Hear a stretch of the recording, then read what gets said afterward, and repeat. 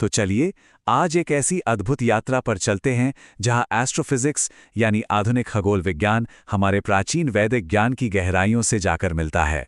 जरा सोचिए, एक तरफ ब्रह्मांड की उस अथाह शून्यता में चमकते हुए विशाल तारे हैं और दूसरी तरफ हमारा ये मानवीय जीवन। आज के इस विश्लेषण में हम उस स्रोत को समझने की कोशिश कर रहे हैं जो इन दोनों के बीच एक बेहद रहस्यमयी और सच कहूं तो एक जादुई सा पुल बनाता है। विज्ञान की सीमाएं जहां खत्म होती नजर आती हैं, वहीं से प्राचीन ऋषियों का ये दर्शन शुरू होता है। तो चलिए इसमें गहराई से उतरते हैं और खुद से जरा ये विशाल प्रश्न पूछते हैं। अंतरिक्ष में एक तारा जब एक भयंकर विस्फोट के साथ अपने जीवन का अंत करता है तो उसकी उस प्रचंड ऊर्जा का एक नए जन्मे बच्चे की पहली कोमल सांस से आखिर क्या संबंध हो सकता है? आज हम जिन दस्तावेजों और स्रोतों का अध्ययन कर रहे हैं वो इसी अद्भुत गुत्थी को सुलझाने का प्रयास करते हैं। आज हम जिन पड़ावों से होकर गुजरेंगे वो कुछ इस तरह हैं। पहला है ब्रह्मांडीय भोर, दूसरा समय का पहिया, तीसरा नक्षत्रों की परिभाषा, चौथा खगोलीय देवता और अंत में पांचवा मानव नियति। तो शुरू करते हैं हमारे पहले भाग से, ब्रह्मांडीय भोर, तारों का जन्म और विनाश। अब देखिए ये सब शुरू कैसे होता है। एकदम गहरे ब्रह्मांड में चलते हैं जहां सृष्टि की सबसे शुरुआती हलचल होती है। जब विशालकाय हाइड्रोजन गैस और अंतरिक्ष की धूल के बादल आपस में टकराते हैं तो वहां से तत्वों का निर्माण शुरू होता है। हमारा स्रोत तारों के इस पूरे जीवन चक्र को बड़ी स्पष्टता से समझाता है। होता यह है कि गुरुत्वाकर्षण के कारण ये धूल और गैस के बादल सिकुड़ने लगते हैं और प्रोटोस्टार बनाते हैं। फिर हाइड्रोजन गैस के अणु मिलकर हीलियम बनाते हैं जिससे अपार रोशनी और ऊर्जा पैदा होती है। लेकिन जब तारे का सारा ईंधन खत्म होने लगता है तो वो एक विशाल लाल दानव यानी रेड जाइंट बन जाता है और अंत में एक भयंकर सुपरनोवा विस्फोट के साथ नष्ट होकर व्हाइट ड्वार्फ यानी एक श्वेत वामन के रूप में सिकुड़ जाता है। अब जरा इन आंकड़ों को सुनिए, ये सच में हैरान करने वाले हैं। जब एक प्रोटोस्टार सिकुड़ता है तो उसके केंद्र का तापमान 1.8 मिलियन यानी 18 लाख डिग्री सेंटीग्रेड तक पहुंच जाता है और जब यह 100 मिलियन डिग्री तक पहुंचता है तो तारा रेड जाइंट बनकर फैलने लगता है। स्रोत में एक बहुत ही कमाल की ऐतिहासिक घटना का जिक्र है। सन 1054 में आकाश में एक तारा इतने भयंकर रूप से फटा था कि पूरे 2 सालों तक वो दिन के उजाले में भी दिखाई देता था। सोचिए जरा, आज हम उसके उसी बचे हुए मलबे को क्रैब नेब्यूला के नाम से जानते हैं। आगे बढ़ते हैं हमारे दूसरे हिस्से की तरफ, समय का पहिया यानी भवचक्र। और ये स्लाइड बहुत ही शानदार तरीके से इस बात को समझाती है कि हमारे पूर्वजों ने आकाश को कैसे देखा। भौतिक रूप से देखें तो अकेले तारे बहुत ही अस्थिर होते हैं। वो जन्म लेते हैं, फैलते हैं और मर जाते हैं। लेकिन प्राचीन काल में जब इंसानों ने आसमान की तरफ देखा तो उन्होंने इस पूरी अराजकता के बीच एक स्थायी पैटर्न ढूंढ लिया। उन्होंने तारों के उन समूहों को पहचाना जिनकी आकृतियां हमेशा स्थिर रहती हैं। इन्हीं निश्चित आकृतियों को नक्षत्र या तारामंडल कहा गया और इन्हीं के जरिए प्राचीन नाविकों ने दिशाएं खोजी और ऋषियों ने मानव जीवन के चक्र को समझना शुरू किया। स्रोत में इस नक्षत्र शब्द की संस्कृत उत्पत्ति बताई गई है जो मुझे व्यक्तिगत रूप से बहुत सुंदर लगती है। नक्षरति न सरति, इसका सीधा सा अर्थ है जो न तो कभी नष्ट होता है और न ही अपनी जगह से हिलता है। अब विज्ञान तो कहता है कि तारे नष्ट होते हैं, लेकिन हमारे मानव जीवन के इस छोटे से समय की तुलना में तारों का ये पैटर्न पूरी तरह से अचल और हमेशा रहने वाला लगता है। और यही अचल तारे इस ब्रह्मांड के घूमते हुए पहिए के लंगर बन गए। ये हमें लाता है तीसरे भाग पर, नक्षत्रों की परिभाषा और इस अनंत आकाश का मानचित्रण। अब जरा उस सटीक गणित को समझते हैं जिसका इस्तेमाल वैदिक ज्योतिषियों ने किया था। इस विभाजन को ध्यान से देखिए, ये एक विशाल पजल की तरह है। पृथ्वी जिस रास्ते पर सूर्य का चक्कर लगाती है उस 360 डिग्री के पूरे रास्ते को 12 राशियों में बांटा गया है। मतलब हर राशि हुई 30 डिग्री की। लेकिन बात यही नहीं रुकती। एकदम सटीकता के लिए इस पूरे चक्र को 27 नक्षत्रों में भी बांटा गया है और फिर हर एक नक्षत्र को 4 और छोटे हिस्सों में, जिन्हें चरण कहते हैं, विभाजित किया गया है। ये प्राचीन काल की वो गणितीय सटीकता है जो सच में अचंभित करती है। 13 डिग्री और 20 मिनट सुनने में शायद एक मामूली सा नंबर लगे, लेकिन आसमान में एक पूरे नक्षत्र का क्षेत्र ठीक इतना ही होता है। जब किसी का जन्म होता है तो चंद्रमा उस 360 डिग्री के चक्र में ठीक किस 13 डिग्री 20 मिनट के हिस्से में बैठा है, वही उस इंसान का जन्म नक्षत्र कहलाता है। इस चार्ट को देखिए जो सीधे हमारे स्रोत दस्तावेज से है। ये पूरी गणितीय प्रणाली का असल रहस्य खोलता है। ये सिर्फ आकाश को गणित में बांटना नहीं था, बल्कि हर एक नक्षत्र को, जैसे अश्विनी, भरणी या कृत्तिका, किसी न किसी विशिष्ट देवता और एक शासक ग्रह के साथ जोड़ दिया गया है। और यहीं से हमारा चौथा हिस्सा शुरू होता है, खगोलीय देवता, जो हमारे ब्रह्मांडीय वास्तुकार हैं। ये हिस्सा वाकई बहुत दिलचस्प है। ये जो शासक ग्रह और देवता है ना, इन्हें सिर्फ कोई प्रतीक या चिन्ह नहीं माना गया। स्रोत कहता है कि ये असल में खगोलीय वास्तुकार हैं, जो इंसानों की नियति और उनके व्यक्तित्व को घड़ते हैं। हमारे सौरमंडल के 9 ग्रह, हर एक ग्रह 3-3 नक्षत्रों का स्वामी है। जैसे सूर्य कृत्तिका नक्षत्र का स्वामी है और चंद्रमा रोहिणी का। ज्योतिष का मूल विचार ये है कि जन्म के समय चंद्रमा जिस नक्षत्र में होगा, उस नक्षत्र के स्वामी ग्रह की ब्रह्मांडीय ऊर्जाएं सीधे उस इंसान के भीतर प्रवाहित हो जाती हैं। चलिए इसे एक उदाहरण से समझते हैं। भरणी नक्षत्र को ही ले लीजिए। इसके देवता हैं यम, यानी मृत्यु के देवता, और इसका शासक ग्रह है शुक्र, जो सौंदर्य और कला का प्रतीक है। अब देखिए कैसी दिलचस्प बात है, ये दोनों बिल्कुल विपरीत ऊर्जाएं हैं। स्रोत के अनुसार इस नक्षत्र में जन्मे लोगों का हृदय बहुत शुद्ध होता है, वो कलात्मक होते हैं, लेकिन यम के प्रभाव के कारण उनमें मृत्यु जैसी एक अडिग जिद होती है। मतलब ये लोग अपनी ही शर्तों पर जीते हैं और किसी के सामने आसानी से झुकते नहीं। अब यहाँ जो बात सबसे ज्यादा हैरान करती है वो ये है कि कैसे इन खगोलीय तत्वों को इंसानी स्वभाव में ढाला गया है। कृत्तिका नक्षत्र को देखिए, देवता हैं अग्नि और स्वामी हैं सूर्य, दोनों ही बेहद तेज और जलाने वाले। इंसानी जीवन में ये अग्नि एक ऐसी बेबाक ईमानदारी के रूप में बाहर आती है जो अक्सर खुद इनके लिए ही मुसीबत बन जाती है। ये लोग बहुत बुद्धिमान और मेहनती तो होते हैं, लेकिन इनमें एक तरह की जिद्दी ईमानदारी होती है। और फिर आता है रोहिणी नक्षत्र। ये सृजन और रचनात्मकता का चरम है। इसके देवता ब्रह्मा है और स्वामी चंद्रमा। ब्रह्मा की ये जो ब्रह्मांड को बनाने वाली ऊर्जा है ना, वो इस नक्षत्र के लोगों में एक गजब के चुंबकीय आकर्षण और सुंदरता के रूप में दिखाई देती है। ये लोग पूरी तरह से अपनी तीव्र भावनाओं से चलते हैं और अपनी माँ या मातृपक्ष से बहुत गहराई से जुड़े होते हैं। अक्सर ये भावनाओं में बहकर ही अपने बड़े फैसले ले लेते हैं। और अब हम पहुंच गए हैं अपने आखिरी और 5वें हिस्से पर, मानव नियति और खगोलीय ऊर्जा का प्रवाह। ये वो कड़ी है जहां ये पूरा विशाल ब्रह्मांड सिमटकर एक छोटे से इंसानी शरीर के भीतर बहने लगता है। श्रुति ग्रंथों में एक बहुत ही गहरी बात कही गई है। नक्षत्र सिर्फ आपके दिमाग या स्वभाव को ही नहीं, बल्कि आपके भौतिक शरीर को भी कंट्रोल करते हैं। ज्योतिष में शरीर के अंदर 3 नाड़ियों का जिक्र है, आदि, मध्य और अंत। जैसे भरणी नक्षत्र का सीधा कनेक्शन मध्य नाड़ी से माना गया है। जरा सोचकर देखिए, अंतरिक्ष में दूर धधकते तारों की ऊर्जा का प्रभाव सीधे आपके शरीर की नाड़ियों से संरेखित है। अब जाहिर सी बात है, जब ये ब्रह्मांडीय ऊर्जाएं इतनी विशाल और प्रचंड हैं, तो शरीर में कभी-कभी असंतुलन भी पैदा कर सकती हैं। इसलिए प्राचीन ऋषियों ने कुछ बहुत ही विशिष्ट उपाय भी खोजे। यहाँ आप उन असली संस्कृत श्लोकों और उपायों को देख सकते हैं, जिन्हें इन भारी ऊर्जाओं को संतुलित करने के लिए ही डिजाइन किया गया था। इन मंत्रों को देखिए, ओम यमायत्वा। ऋषियों का यह दृढ़ विश्वास था कि ध्वनि के विशिष्ट कंपनों यानी साउंड वाइब्रेशंस के जरिए वो सीधे प्रकाश और गुरुत्वाकर्षण की इन ताकतों से बात कर सकते हैं। ये मंत्र कोई साधारण शब्द नहीं थे, बल्कि पालने में लेटे एक नन्हे इंसान और अनंत अंतरिक्ष में मौजूद तारों के बीच एक सीधा पुल बनाने का एक बेहद प्राचीन और वैज्ञानिक प्रयास था। तो इस पूरी चर्चा का असली निचोड़ क्या है? ये शास्त्र सिर्फ भविष्य देखने की कोई कला नहीं है। ये इस बात का एहसास है कि हम इंसान कोई अलग थलग चीज नहीं है। इस पूरी फिलॉसफी का आधार ही ये है कि हमारा जीवन उस बड़े खगोलीय नृत्य का ही एक छोटा सा लेकिन बिल्कुल सटीक दर्पण है। लाखों प्रकाश वर्ष दूर से चली आ रही ऊर्जाएं एक ब्रह्मांडीय विरासत के रूप में हमारे अंदर बस जाती हैं। तो आज के इस विश्लेषण को हम एक बहुत ही गहरे सवाल के साथ यहीं विराम देते हैं। आधुनिक विज्ञान उन तारों के जीवन चक्र को मापता है और हमारे प्राचीन शास्त्र उन तारों के प्रकाश को हमारी नियति के साथ जोड़ते हैं।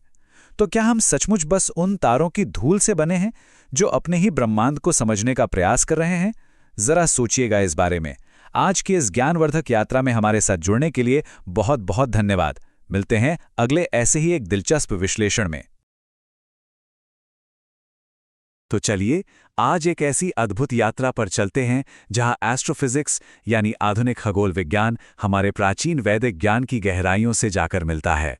जरा सोचिए, एक तरफ ब्रह्मांड की उस अथाह शून्यता में चमकते हुए विशाल तारे हैं और दूसरी तरफ हमारा ये मानवीय जीवन। आज के इस विश्लेषण में हम उस स्रोत को समझने की कोशिश कर रहे हैं जो इन दोनों के बीच एक बेहद रहस्यमयी और, सच कहूं तो, एक जादुई सा पुल बनाता है। विज्ञान की सीमाएं जहां खत्म होती नजर आती हैं, वहीं से प्राचीन ऋषियों का ये दर्शन शुरू होता है। तो चलिए इसमें गहराई से उतरते हैं और खुद से जरा ये विशाल प्रश्न पूछते हैं। अंतरिक्ष में एक तारा जब एक भयंकर विस्फोट के साथ अपने जीवन का अंत करता है, तो उसकी उस प्रचंड ऊर्जा का एक नए जन्मे बच्चे की पहली कोमल सांस से आखिर क्या संबंध हो सकता है? आज हम जिन दस्तावेजों और स्रोतों का अध्ययन कर रहे हैं, वो इसी अद्भुत गुत्थी को सुलझाने का प्रयास करते हैं। आज हम जिन पड़ावों से होकर गुजरेंगे वो कुछ इस तरह हैं। पहला है ब्रह्मांडीय भोर, दूसरा समय का पहिया, तीसरा नक्षत्रों की परिभाषा, चौथा खगोलीय देवता और अंत में पांचवा मानव नियति।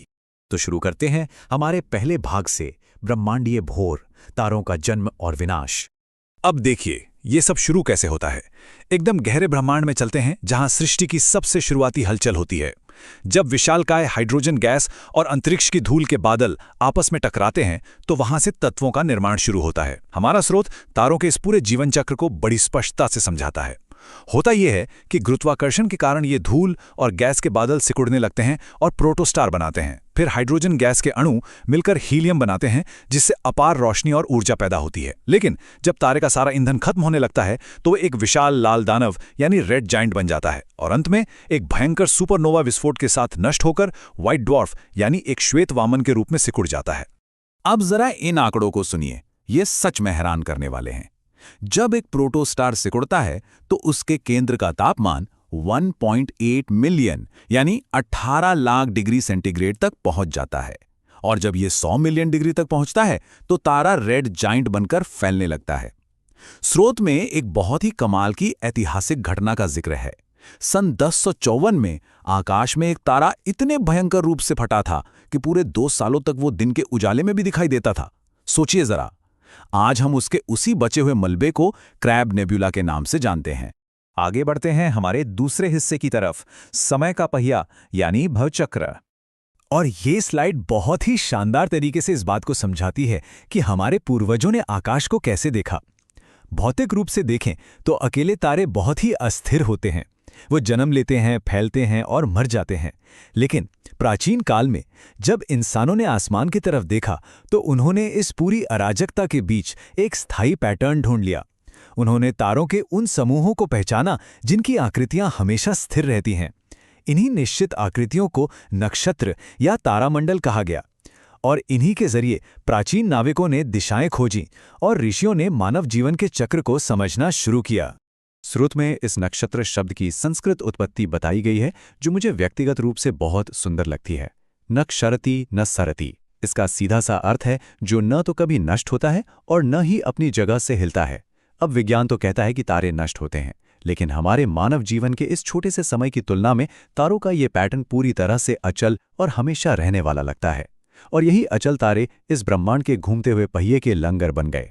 ये हमें लाता है तीसरे भाग पर, नक्षत्रों की परिभाषा और इस अनंत आकाश का मानचित्रण। अब जरा उस सटीक गणित को समझते हैं जिसका इस्तेमाल वैदिक ज्योतिषियों ने किया था। इस विभाजन को ध्यान से देखिए, ये एक विशाल पजल की तरह है। पृथ्वी जिस रास्ते पर सूर्य का चक्कर लगाती है, उस 360 डिग्री के पूरे रास्ते को 12 राशियों में बांटा गया है। मतलब हर राशि हुई 30 डिग्री की। लेकिन बात यही नहीं रुकती। एकदम सटीकता के लिए इस पूरे चक्र को 27 नक्षत्रों में भी बांटा गया है, और फिर हर एक नक्षत्र को 4 और छोटे हिस्सों में, जिन्हें चरण कहते हैं, विभाजित किया गया है। ये प्राचीन काल की वो गणितीय सटीकता है जो सच में अचंभित करती है। 13 डिग्री और 20 मिनट। सुनने में शायद एक मामूली सा नंबर लगे, लेकिन आसमान में एक पूरे नक्षत्र का क्षेत्र ठीक इतना ही होता है। जब किसी का जन्म होता है तो चंद्रमा उस 360 डिग्री के चक्र में ठीक किस 13 डिग्री 20 मिनट के हिस्से में बैठा है, वही उस इंसान का जन्म नक्षत्र कहलाता है। इस चार्ट को देखिए जो सीधे हमारे स्रोत दस्तावेज से है। यह पूरी गणितीय प्रणाली का असल रहस्य खोलता है। यह सिर्फ आकाश को गणित में बांटना नहीं था, बल्कि हर एक नक्षत्र को, जैसे अश्विनी, भरणी या कृत्तिका, किसी न किसी विशिष्ट देवता और एक शासक ग्रह के साथ जोड़ दिया गया है। और यहीं से हमारा चौथा हिस्सा शुरू होता है, खगोलीय देवता, जो हमारे ब्रह्मांडीय वास्तुकार हैं। ये हिस्सा वाकई बहुत दिलचस्प है। ये जो शासक ग्रह और देवता है ना, इन्हें सिर्फ कोई प्रतीक या चिन्ह नहीं माना गया। स्रोत कहता है कि ये असल में खगोलीय वास्तुकार हैं जो इंसानों की नियति और उनके व्यक्तित्व को घड़ते हैं। हमारे सौरमंडल के 9 ग्रह, हर एक ग्रह 3-3 नक्षत्रों का स्वामी है। जैसे सूर्य कृत्तिका नक्षत्र का स्वामी है और चंद्रमा रोहिणी का। ज्योतिष का मूल विचार ये है कि जन्म के समय चंद्रमा जिस नक्षत्र में होगा, उस नक्षत्र के स्वामी ग्रह की ब्रह्मांडीय ऊर्जाएं सीधे उस इंसान के भीतर प्रवाहित हो जाती हैं। चलिए इसे एक उदाहरण से समझते हैं। भरणी नक्षत्र को ही ले लीजिए। इसके देवता हैं यम, यानी मृत्यु के देवता, और इसका शासक ग्रह है शुक्र, जो सौंदर्य और कला का प्रतीक है। अब देखिए कैसी दिलचस्प बात है, ये दोनों बिल्कुल विपरीत ऊर्जाएं हैं। स्रोत के अनुसार इस नक्षत्र में जन्मे लोगों का हृदय बहुत शुद्ध होता है, वो कलात्मक होते हैं, लेकिन यम के प्रभाव के कारण उनमें मृत्यु जैसी एक अडिग जिद होती है। मतलब ये लोग अपनी ही शर्तों पर जीते हैं और किसी के सामने आसानी से झुकते नहीं।